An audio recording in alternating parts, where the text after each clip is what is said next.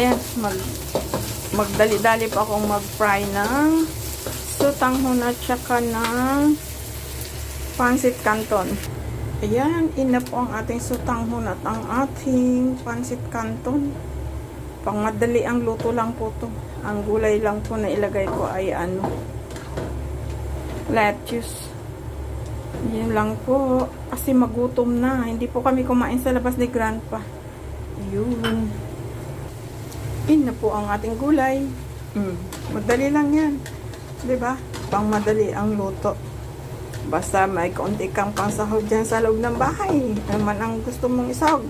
Makakapagluto ka na. Makakakain na. Ayan na po. Luto na po. Oh, ang bilis ko makaluto mga inday, ano? In 15 minutes, luto na yung aking